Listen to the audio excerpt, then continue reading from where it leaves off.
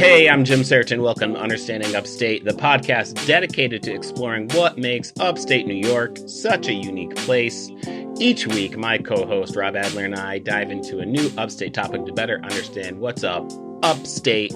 And this week, we are diving headfirst into the iconic body of water, the mighty Susquehanna River. Woo!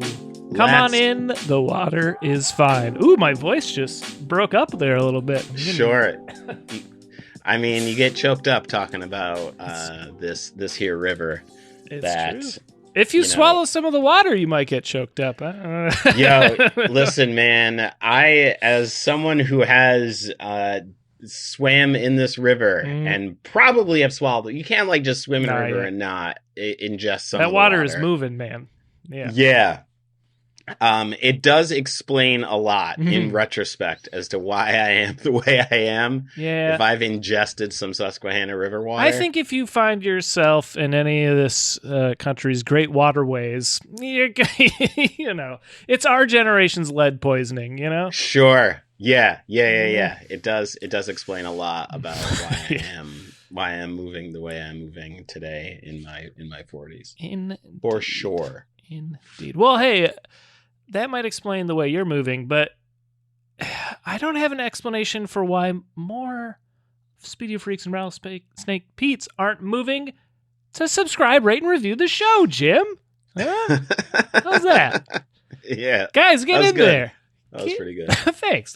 Guys, get in there. If you thought that was pretty good, like Jim just said, it helps us out a lot if you subscribe, rate, and review the show.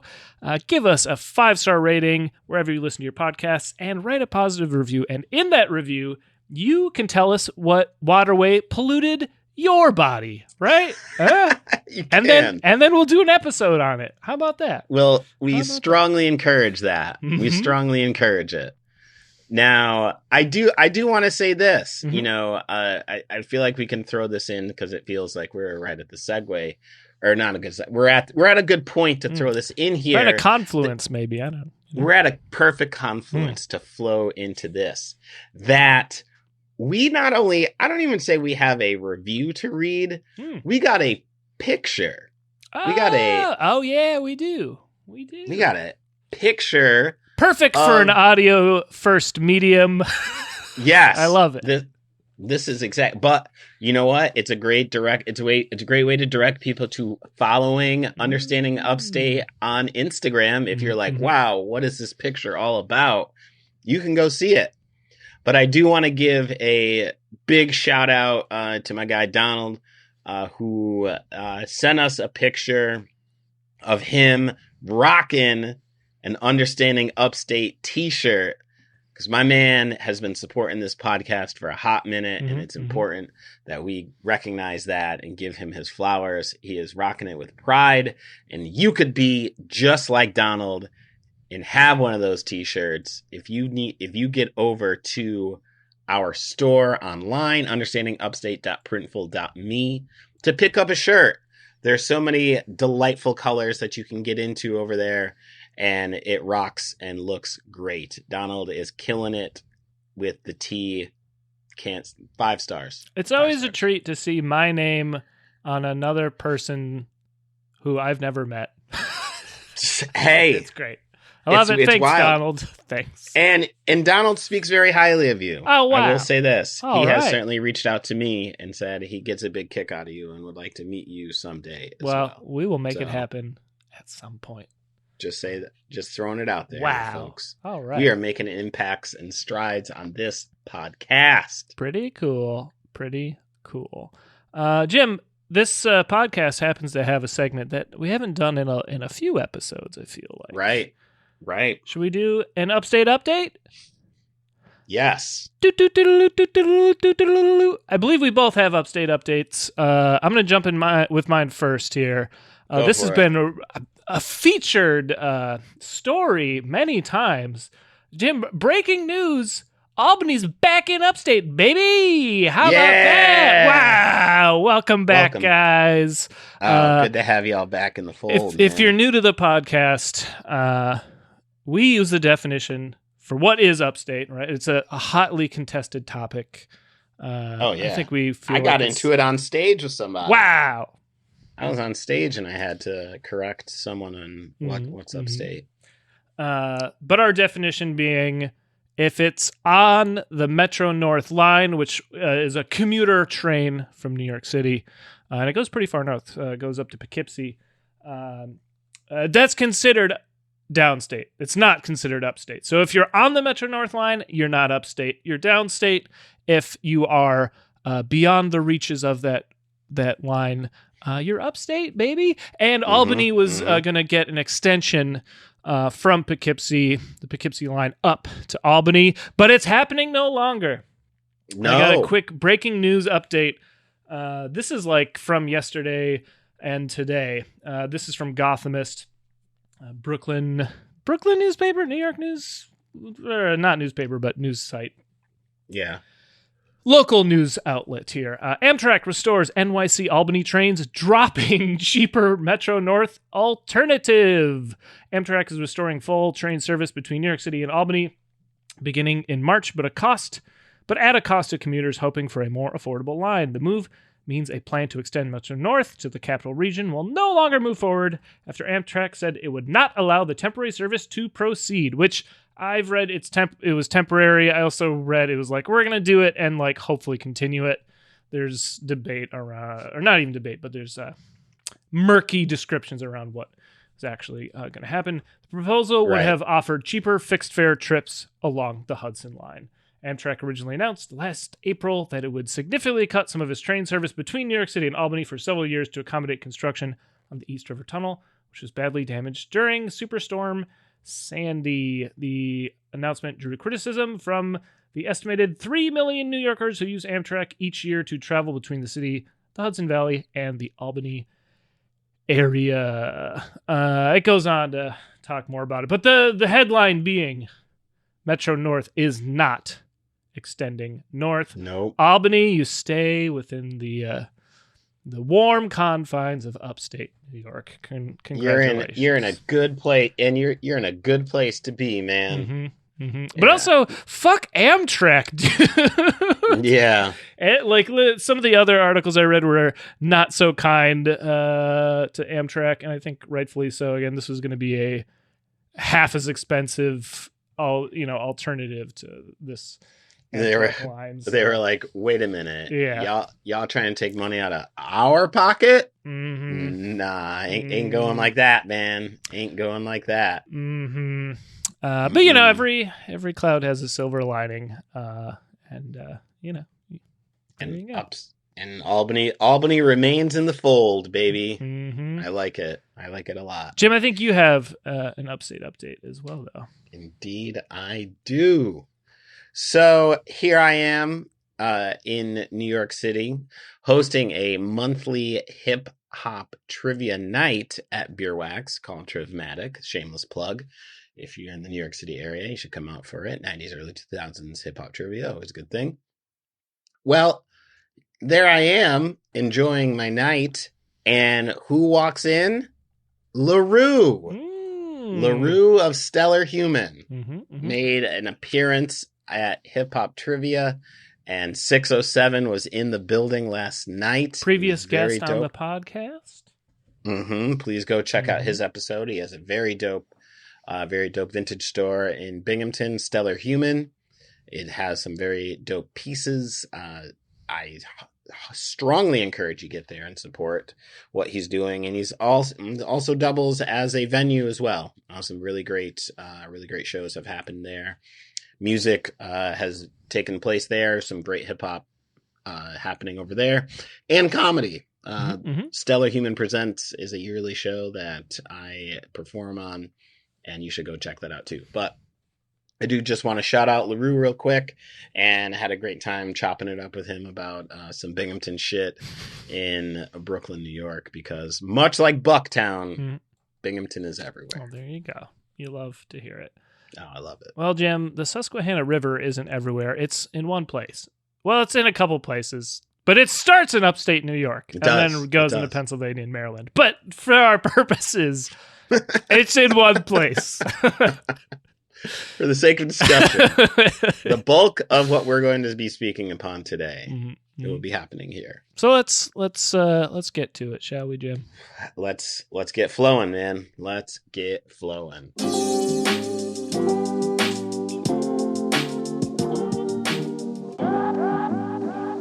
The Susquehanna River is a major river located in the mid-Atlantic region of the United States, crossing three lower northeast states, New York, what up, Pennsylvania and Maryland.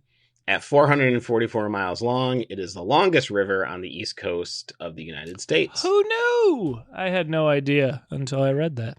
Pretty Yeah. Cool. Yeah. I mean, I have having traveled throughout the East Coast for a big portion of my life through Pennsylvania, you will see signs for the Susquehanna, and you'll go, damn, how the fuck long is this river, man? And now we know. Yeah. Now we know.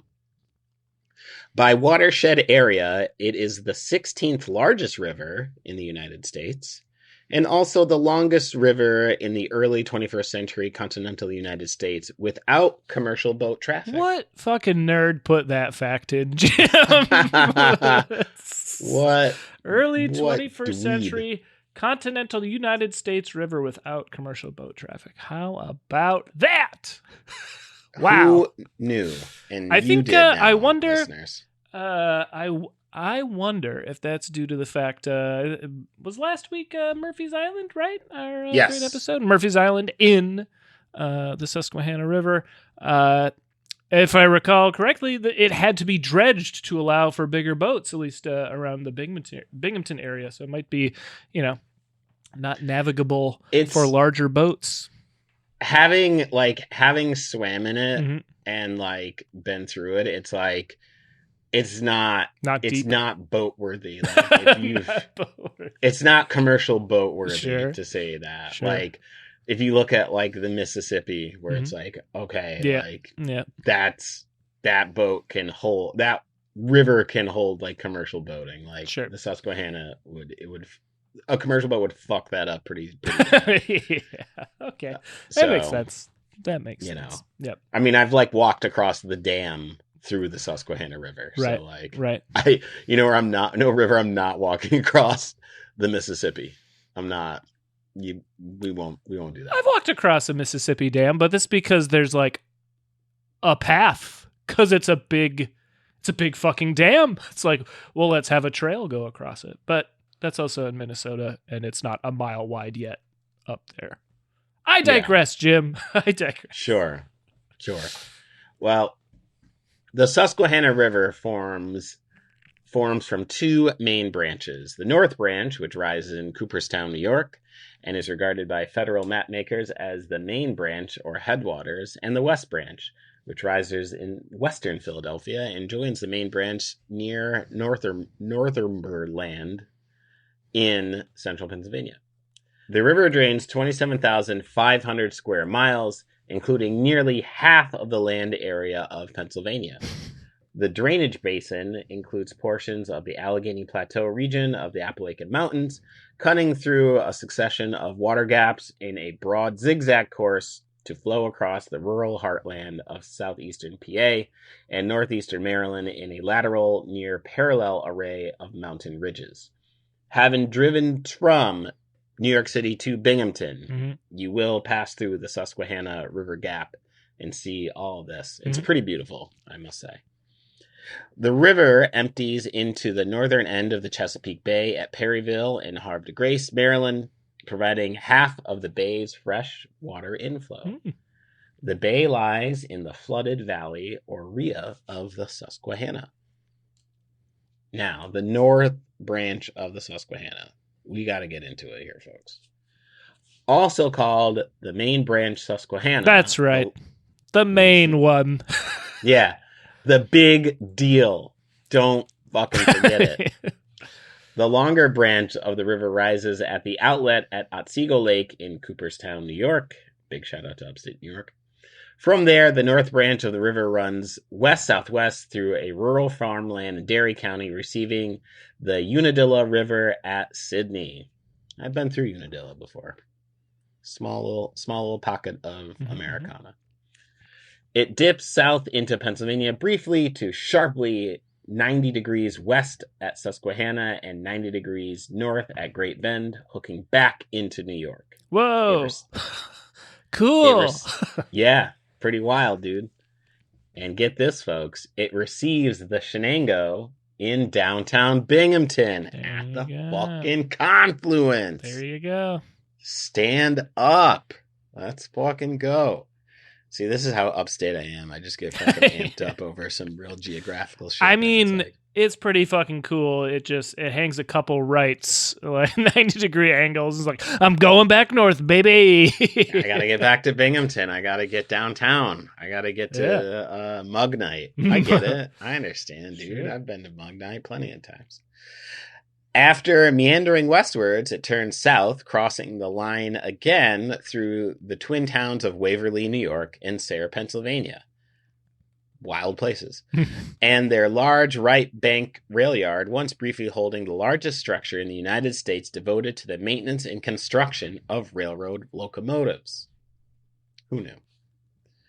A couple miles south, in Athens Township, PA, it receives the Chemung from the northwest. It then makes a right-angle curve between Sayre and Towanda to cut through the endless mountains in the Allegheny Plateau of Pennsylvania. This river is moving. That is some Lord of the Rings shit with that name. Endless mountains. It's very mythical. I like it. There's probably been some real mythical activity. Sure. I'm sure there's a wizard hanging out in the endless mountains, or a so-called wizard, you know? And by mythical, I mispronounced methical. Oh, sure. Just saying. Flowing through the former anthracite industrial heartland in the mountain ridges of northeastern PA, past Pittston City, Greater Pittston, Wilkes-Barre, Nanticoke, Shiksinny, Berwick, Bloomsburg, and Danville, before receiving the west branch at Northumberland. Anthracite is the particular type of coal, right?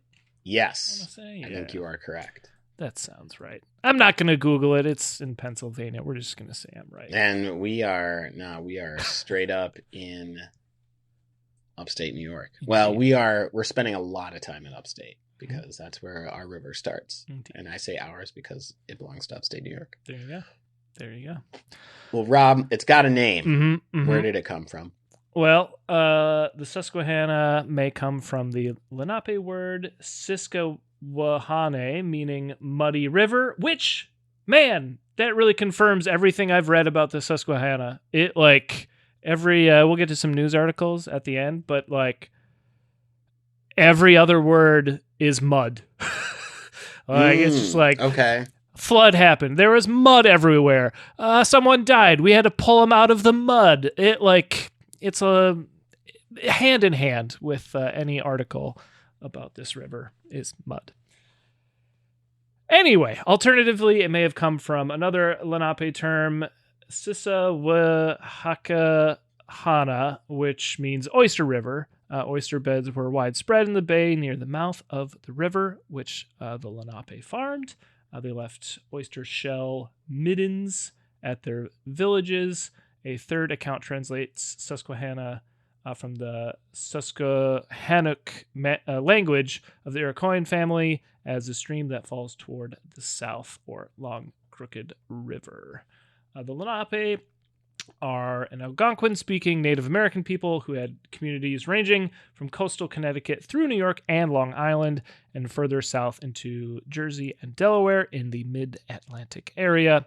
Peoples of the mid-Atlantic coast included coastal peoples who spoke Algonquin languages such as Lenape, whose man spoke 3 dialects of Lenape, and Iroquois languages speaking peoples of the interior such as the Aroni and the 5 nations of the Iroquois League, or Haudenosaunee, based largely in present-day New York and upper Pennsylvania around the Great Lakes. The English of Pennsylvania referred to the Aroni people of Conestoga as Susquehannooks or Susquehannock Indians, a name derived from the Lenape term.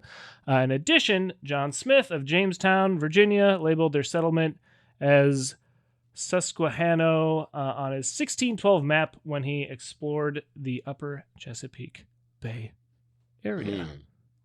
There you go. So that is the etymology.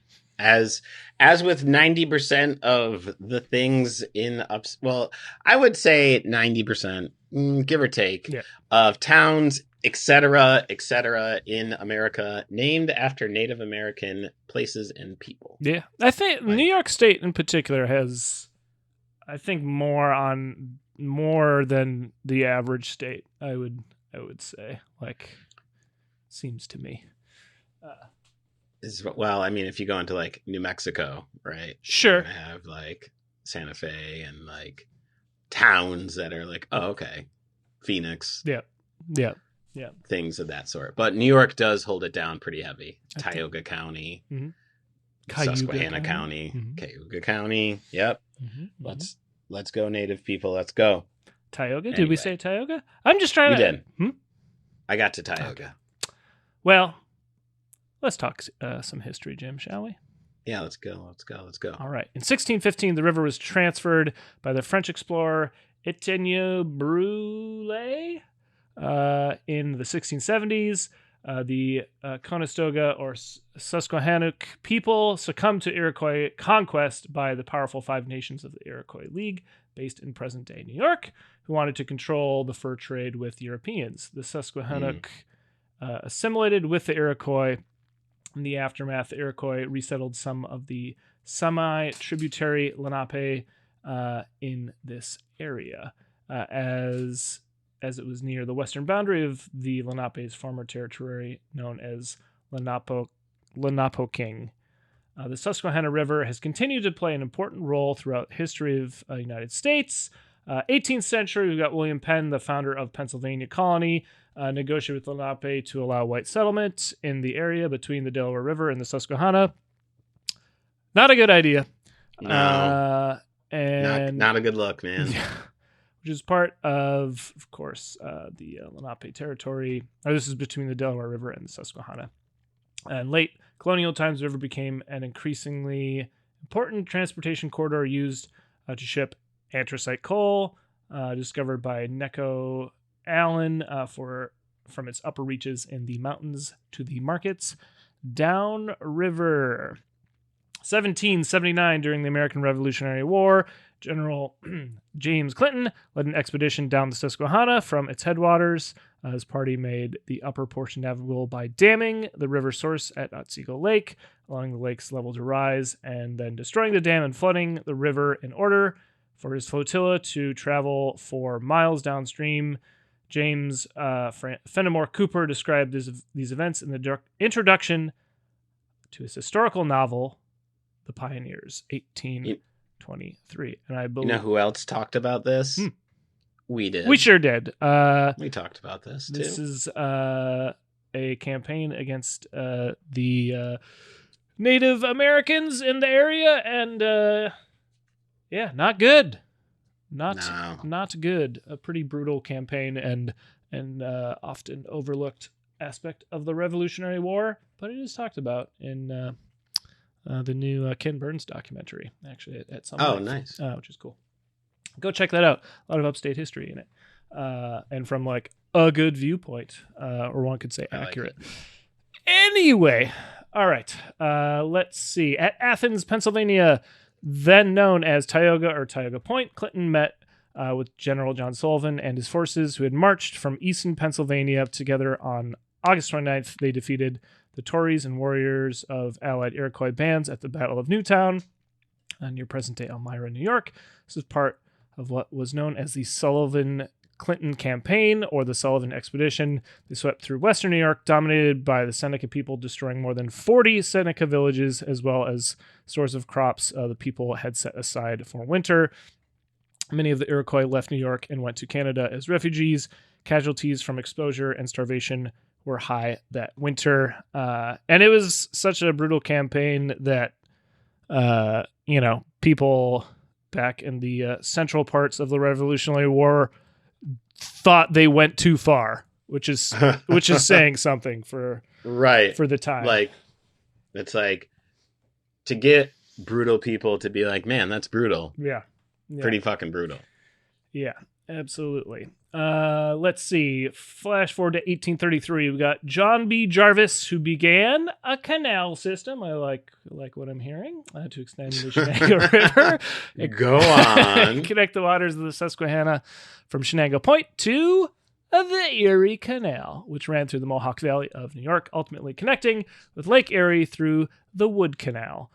In October 1836, water from the Susquehanna was connected to the Erie Canal, a great day in all of upstate New York. At Utica, water travel was the main form of transportation during that era. The Erie Canal dramatically expanded trade between communities around the Great Lakes and markets in New York and Pennsylvania. With the expansion of construction of railroad lines, canal transport became unprofitable. A sad day in all of upstate New York, as it could not compete in speed or flexibility. Boats had to climb a net height of 1,009 feet between basins, requiring the use of more than 100 water locks. Yeah, that's rough, which were too expensive to be maintained under the new competition. Yeah. That'll do it. Hey, we've got a great episode on the Erie Canal. Go check it out. I think it's safe to say I'm a lunatic in that episode. I'm canal crazy. It's true. Let's see. 1972, the remnants of Hurricane Agnes stalled over the New York-Pennsylvania border, dropping as much as 20 inches of rain on the hilly lands. Much of that precipitation was received into the Susquehanna from its western tributaries, and the valley suffered disastrous flooding. Wilkes-Barre, Pennsylvania, was among the hardest hit communities, and the capital, Harrisburg, was flooded. The Chesapeake Bay received so much fresh water that it altered the ecosystem, killing much of the marine life depended on salt water. Yikes. In 2006, a flood caused by a stalled jet stream-driven storm system affected portions of the river system. The worst affected area was Binghamton, where record-setting flood levels forced the evacuation of thousands of residents. Yeah, there's so much water around there. I wouldn't fuck around. I would get out. I remember seeing pictures of the flood in 2006, and the significant portion of the east side of Binghamton, which is there's a part of the east side that runs that the river runs right next to. All that shit was flooded.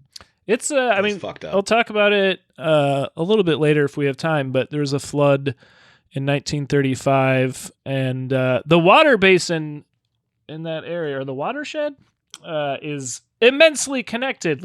This river has a Finger Lake going into it, and then you've got other rivers going into it.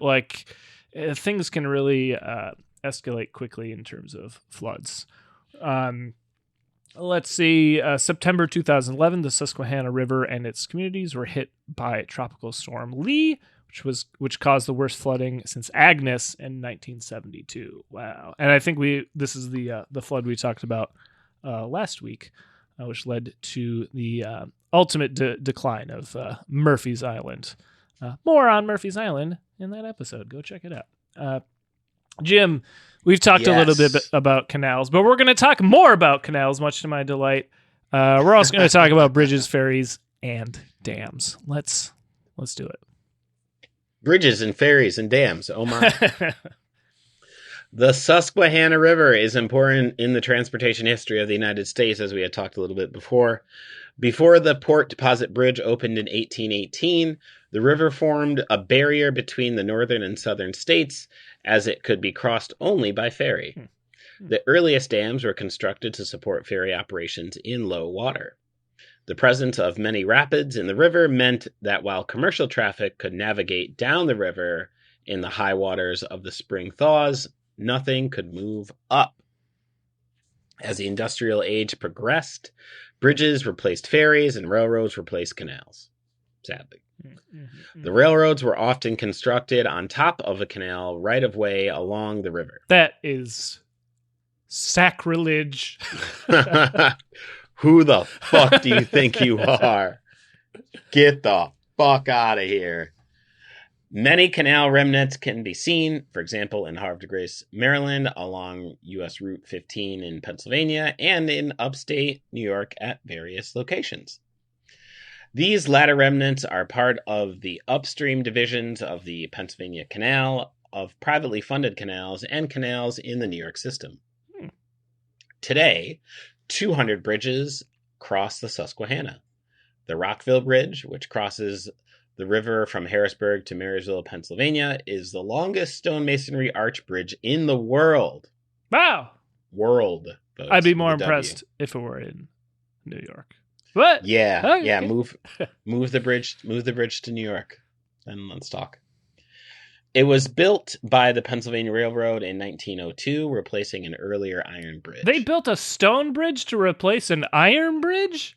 What are these lunatics doing? Hey, it's Pennsylvania. You know, up is down, I guess. Go check Understanding Pennsylvania. You want the details there. 2 seasonal ferries operate across the Susquehanna. The Millersburg Ferry at Millersburg, Pennsylvania, is a practical ferry for up to 4 vehicles and 50 passengers, while the Pride of the Susquehanna, based at Harrisburg, provides a passenger-only pleasure cruise. Huh. All right. Drinking Bud Lights and drinking Bud Lights and playing cornhole on a boat. I feel like that's what that looks like. Most of the canals have been filled in or are partially preserved as part of the historical parks. Dams are generally used to generate power to provide lakes for recreation. Well, folks, it's been all nice and good and sweet, but we do have to talk about the environmental threats. Yeah. The environmental group American Rivers named the Susquehanna America's Most Endangered River for 2005. What an honor. That's an award. Yeah, that's an award, right? Your favorite river could never. Because of the excessive pollution it receives. Yay.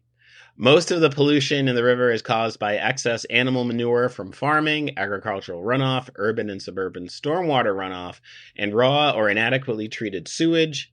In 2003, the river contributed 50% of the fresh water and 44% of the nitrogen, 21% of the phosphorus, and 21% of the sediment flowing into the Chesapeake Bay. Sorry. Yeah, our bad. Sorry about that. It's all from the Pennsylvania portion, all the pollution. Yeah, right? That's all. Upstate New York wouldn't do that. It was designated as one of the American Heritage Rivers in 1997. The designation provides for technical assistance from federal agencies to state and local governments working in the Susquehanna watershed. Can you imagine being a river that has, existed in North America for ages and not being admitted as an American Heritage River? Like, sure. Fuck, dude. What do you gotta do? What do you gotta do? I've been here for 1,000 years. I got nothing. Killing it. I've been getting awards, and what do I get? I get all this manure in me, and I can't get on the American Heritage River list? Can't help bullshit, me out here. Dude. Fuck this. I guess it's cow shit, but I digress. Another environmental concern is radioactivity released during the 1979 3 Mile Island accident. Oops. Yikes. However, extensive radionuclide studies over 25 years from 1979 to 2003 confirmed that the 3 Mile Island accident has not resulted in any harmful radiation effects. Is 3 Mile Island in the Susquehanna? Seems like it was. Yeah. Sounding like it. Oh, boy. The areas in and along the 262-kilometer length of the Susquehanna River in Pennsylvania were monitored for the presence of radioactive materials. This study began 2 months after the 1979 TMI, partial reactor meltdown. It spanned the next 25 years. Monitoring points included stations at the PPL Susquehanna and TMI nuclear power plants. Monthly gamma measurements documented concentrations of radionuclides from natural and anthropogenic sources. During this study, various series of gamma-emitting radionuclide concentration measurements were made in many general categories of animals, plants, and other inorganic matter. That's not good. Both within or near the river. Sampling began in 1979 before the first startup of the PPL Susquehanna power plant. Never a good idea. Mm-hmm. Although all species were not continuously monitored for the entire period, an extensive database was compiled. In May of 1986, ongoing measurements from several monitoring stations along the river near 3 Mile Island, Peach Bottom, and Calvert Cliffs detected iodine-131 beta particles attributable to fallout from the Chernobyl nuclear accident. You know what you don't want to find is iodine-131. I don't give a fuck what that means or what it's about, but I don't want it. The remaining reactor at 3 Mile Island Nuclear Generating Station was shut down in 2019. Aren't they talking about firing that puppy back up to power data centers and shit? Yeah, I think so. Ay caramba. Oh. So yeah, keep using ChatGPT to make a hot dog with hats, guys. Keep using ChatGPT to put together your grocery list. I love that the hot dog in this scenario has multiple hats. That's what I laughed at, to be clear. Sure. On top of it, yes. Hats on hats. Mm-hmm. In 2015, a smallmouth bass with a rare cancerous tumor was caught from the river, gross, raising renewed concerns about toxic materials and water pollution. The Environmental Protection Agency reported, "We do not have sufficient data at this time to scientifically support listing the main stem of the Susquehanna as impaired." Long story short, New York hasn't fucked up the Susquehanna nearly as much as Pennsylvania has. Fucking right. And also, glad that I swam in that river in the 90s and not 2015. Sure. Glad I got that out of the way. Yep. I must say. Speaking of swimming in the river, Jim, should we talk a little recreation? I would love to. All right. I'd love to hear about it. The Susquehanna River has attracted boaters who watch or fish for its migratory species. Many tourists and residents use the Susquehanna in the summer for recreation purposes such as kayaking, canoeing, and motor boating. Due to the high volume of smallmouth bass, with or without rare tumors, the river is the host of numerous bass fishing tournaments each year and is regarded by many as one of the premier bass fishing rivers in North America. Canoe races, of course, are held annually on various sections of the river, such as the Amateur race held in Oneonta, New York. Okay, another canoe race. Sure. Susquehanna rowing and paddling have a long history. Starting in 1874, rowers from Shamokin Dam in Pennsylvania raced men from Sunbury. General Clinton Canoe Regatta, which we've talked about, 70-mile flatwater race takes place each year in Bainbridge, New York on Memorial Day weekend. Binghamton University Crew and Hiawatha Island Boat Club are also located on the river in the southern tier of New York. Let's fucking go. Jim, we got time, I think, for just one quick news article here. Okay. We won't have time to talk about the flood of 1935. Just know that it sucked. It was bad. It was bad. I've yet to see one that's good. That's true. I feel like they're always not going to be good. Mm-hmm. All right. This article comes to us from 1954, October 13th, the Daily Bulletin of Johnson City. The headline is Johnson City merchants plan sale for tomorrow. Let's get into it. Although, if you look at I'm looking at the top of it, mm-hmm. and Johnson City looks fucked up, so it looks like John's on City. I like that. John's on City. There you go. It sounds like a Instagram account. Someone who reviews, pizza shops or some shit. I don't know. Or I would even say porta potties. Yeah. John's on City. Someone get on that if it's not a thing. Yeah. All right. Johnson City merchants plan sale for tomorrow. Johnson City merchants are inviting Broome County to cross over the bridge tomorrow, then quotes, and take advantage of some outstanding bargains. About 25 members of the Village Retail Trade Council are using the slogan, an allusion to the new C. Fred Johnson Bridge, in promoting one of their largest sales events. I've crossed that bridge many times. This being the Cross Over the Bridge Day slogan. Let's see. Did you cross over it for a sale though? I mean, not the type of sale that was here. Sure. Sure. So, just saying. I don't. All right. Anyway. All right. Go on. Let's see. Some merchants will be offering the same bargains 3 days, Friday and Saturday, as well as tomorrow. Mayor Donald E. Stokeham at 8:30 p.m. will award prizes at random based.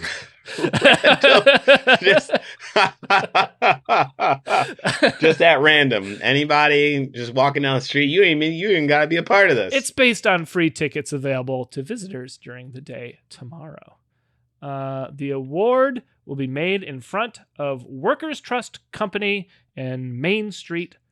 Holders of tickets will have to be there in person. Experiment! Cross Over the Bridge Day is an experiment. It is the first village promotion since C. Fred Johnson Bridge was dedicated a week ago by Governor Dewey. The $3.2 million span gives Johnson City its first direct outlet across the Susquehanna River. See, I tied it back to the river. Johnson City merchants are therefore the first to seek an answer to the question, what effect will the new bridge have on the land-hungry village? The village will also have its first big test of parking facilities. Visitors for the big bargain day tomorrow will find metered parking, 5 cents an hour, 25 cents for 6 hours in the new municipally operated parking lot. After 5 p.m., or 3 p.m. rather, Endicott Johnson Corps, which we have talked about on another previous episode, now a ways back. Go check that out. The Endicott Johnson parking lots between Avenues A and B and on Collins Avenue at Willow Street will also be open to the general public. All these lots are close to the village's Main Street shopping district. Point of slogan. The point of the sale day slogan is that many shoppers living in the Triple Cities outside of Johnson City may find it a lot easier to get to Johnson City by way of the C. Fred Johnson Bridge, even though this may mean crossing the Susquehanna River twice. Is there worse? There's worse things that can happen to you than crossing the Susquehanna twice. Mm-hmm. Mm-hmm. All right? Let's just put that out there. Indeed. And then it goes on to talk about other bridges. Jim, do you have a punch up for Cross the Bridge Day? Get over it. Get over it. There you go. See, like they just didn't think about it for more than 10 seconds. They didn't. I think they could have given us a little bit more. Speaking of 10 seconds, that's about as much time as we have to wrap this episode up, Jim. And once again, I think a pretty delightful episode into a topic that, tied a lot of things together. But we gotta close it out here. And for us to do that, you have to subscribe, rate, and review the show. Again, helps us out a lot. Do those things. Helping us helps us do this show. So thanks in advance. Jim! Yeah. Yes. You might have some things to plug. What do you got? I do. I sure do. All right, so check this out, man. Let's say you are swimming in the Susquehanna pre-cancer, right? Mm-hmm. Pre-pollution. Sure. Times are wonderful. You're floating down the Susquehanna, having a beer. Life couldn't be better. The sun is shining on you. Perfect upstate day. Broome County, stand up. But your day ends and you're like, I can't be in the river all day, all into the night. I got to find something else to do. Well, I got something else for you to do. Here's what you do. You go listen to my album, Upstate Understandings. That's right. That is a thing that you should go do. And you can go buy a copy of it at jimsearch.bandcamp.com. And you can listen to it on SiriusXM on the Pure Comedy channel. Because it goes into outer space and then comes back to you. How about that? A tour de force of comedy. It was my debut album, produced by Rob Adler and video by Matt Ely and album cover by Adam Russell. You will enjoy it. So I suggest if you buy one copy, buy 8. There's also some merch still available. You can go pick some of that stuff up too. And of course, you got to go get our merch. There's so much stuff you got to buy, man. So go hit our store for the t-shirts and all that jazz. As also things plug, jimsearchcomedy.com. Go there and you can find my show dates and shit like that. And also, as we said at the top of the show, saying it at the bottom too, I'm going to be back upstate for Stellar Human Presents March 27th. God damn it. Go to it. It's going to be a great show.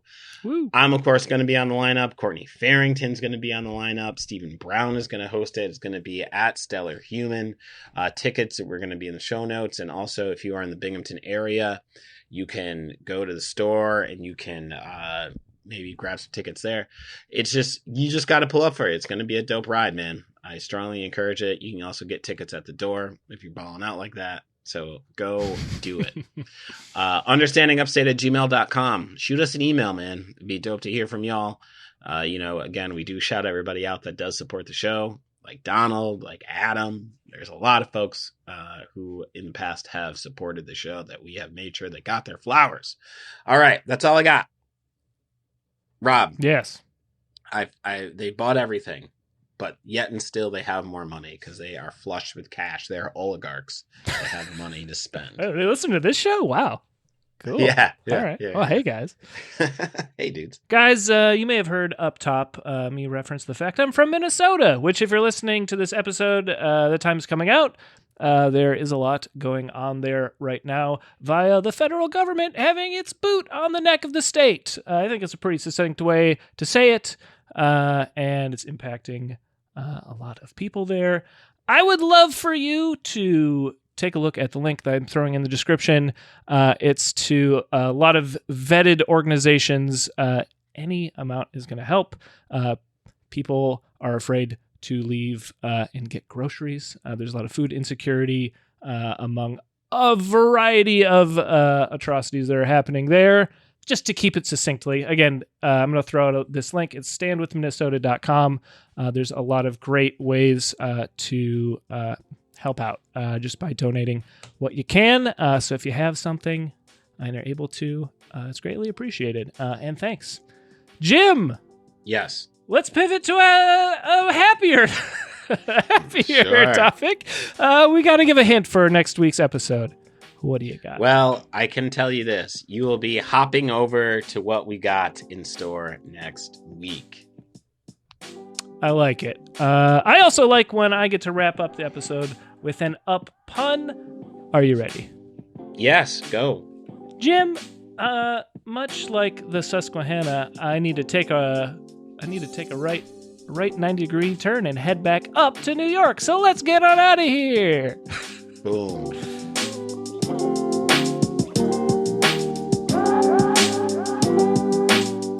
Understanding Upstate is a podcast hosted by Jim Search and Rob Adler, edited by Rob Adler, and music from Regal Monk.